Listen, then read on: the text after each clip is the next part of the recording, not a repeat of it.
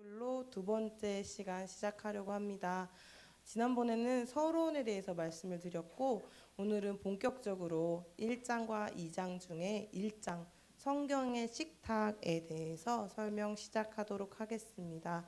성경의 식탁 맨 처음 1장 제목은 내가 아는 최고의 이야기는 모두 부직포 칠판에서 배웠다입니다.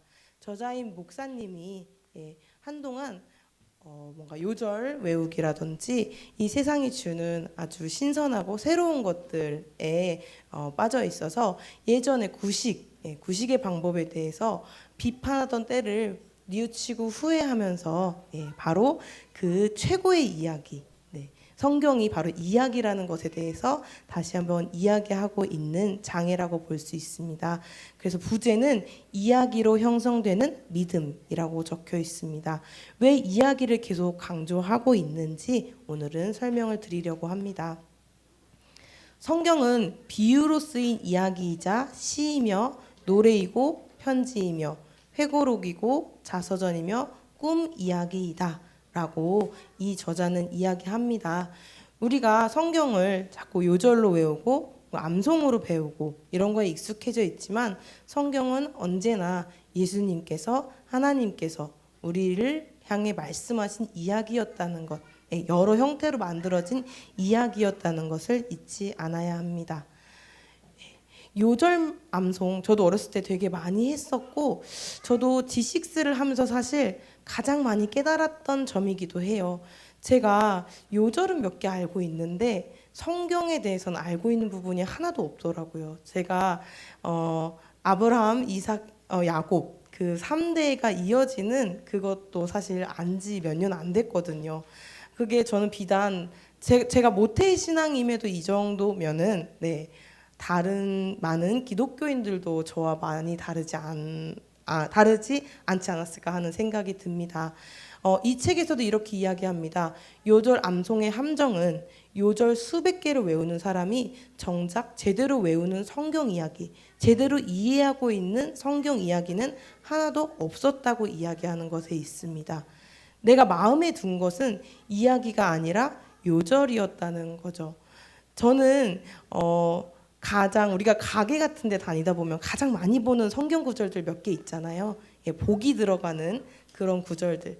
저는 개인적으로 그 복이 들어가는 구절에 대해서 오랜 기간 그 복이라는 의미에 대해서 되게 의구심을 많이 품었었는데 그게 D6를 통해 전체 이야기를 알게 되면서 하나님이 말씀하신 복이 내가 알던 복이 아니었구나라는 것을 깨달았거든요. 그런데 사실 수많은 사람들은 그냥 그 요절만을 마음에 두고 있기 때문에 넘어지기도 하고 예수님이 하나님이 우리에게 전하시는 진짜 말씀을 이해하지 못하고 있는 것 같다는 생각이 들었습니다. 전해지지 않은 최고의 이야기라는 소제목으로 그 예로 요한복음 3장 16절을 이야기합니다. 다들 요한복음 3장 16절 외워보자고 하면 다들 정말 잘 외우실 거예요. 너무 익숙하죠. 근데 우리가 그럼 생각을 해봐야 합니다. 우리는 3장 15절을 외우고 있나요? 알고 있나요? 아니면 혹시 17절은 어떤가요? 아니면 이 3장 16절이 왜 이런 말씀이 나오게 되었는지를 전체적으로 이해하고 있는가를 우리가 다시금 생각해 보아야 한다는 것입니다. 요한복음 3장 1절에서 22절의 이야기는 우리도 익히 알고 있는 니고데모와 예수님의 대화입니다. 우리가 먼저 그 이야기를 이해해야 된다는 것입니다. 니고데모가 예수님을 찾아와서 질문을 하죠. 우리는 여기서 니고데모가 우리가 요즘 흔히 말하는 좌뇌형 인간의 대표라는 것을 알 수 있습니다. 니고데모는 계속 직설적인 질문을 합니다. 하나님 나라로 들어가는 방법을 알려달라고 이야기를 하죠. 근데 그것에 대해서 예수님은 어떻게 대답하셨는지 우리 한번 기억해 보셔야 합니다. 거듭나야 한다고 이야기를 하시죠. 그러자 니고데모가 다시 한번 이야기를 합니다. 거듭나야 된다는 게 뭔가요? 제가 어머니 태에 다시 들어갔다 나와야 되나요? 라고 우리도 요즘 이렇게 질문하는 사람들 많잖아요. 근데 그런 거에 대해서도 예수님은 즉문즉답, 시원한 답을 내리시는 대신에 계속 비유적인 설명으로 답을 이어가십니다.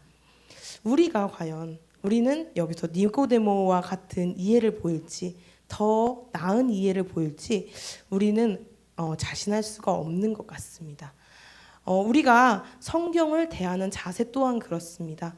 예수님은 그리고 하나님께서는 이 말씀이라는 긴 이야기를 통해 우리가 전체를 크게 이해하시길 원하시지만 우리는 그 한 절, 그 한 단어에 꽂혀서 그 단어의 의미, 그 절의 의미에만 매달리고 있는 건 아닌지, 큰 뜻을 이해하지 못하고 있는 건 아닌지 생각해 보아야 합니다. 이 비유를 모르는 믿음은 우리를 지탱해 주지 못합니다. 제가 복이라는 단어에 늘 의구심을 가졌던 것과도 연결이 되죠. 저는 믿는 사람에겐 복을 주신다고 했는데 그러면 믿다가 계속 힘들게 살다 돌아가신 분에게는 복을 안 주신 건가? 그 믿음에는 무슨 그럼 잘못이 있었나? 잘못 믿은 거였나? 전 솔직히 그런 생각 되게 오래 했거든요. 근데 그런 분들 많으실 거라고 생각해요. 나 열심히 믿었는데 교회 생활 열심히 했는데 왜 나에게는 이런 시련을 주시지? 왜 감당하지 못할 걸 주시지? 근데 이거는 바로 이제 비유를 모르는 믿음의 한 부분이 아니었을까. 요절과 한 절에만 집착하고 하나님이 전체적으로 말씀하고자 하신 그 뜻을 이해하지 못한 우리의 아쉬운 모습이 아니었을까 생각합니다. 어렵지만 그 전체 이야기를 이해하고 그 하나님의 비유, 예수님께서 우리에게 주신 그 비유를 그 큰 그림을 파악하고자 노력할 때 우리는 생명에 담긴 그 의미를 찾을 수 있을 거라고 생각합니다. 그럼 다음 시간에는 이 이야기가 바로 식탁에서 어떻게 이루어지는 것인지 이어 말씀드리도록 하겠습니다. 경청해 주셔서 감사합니다.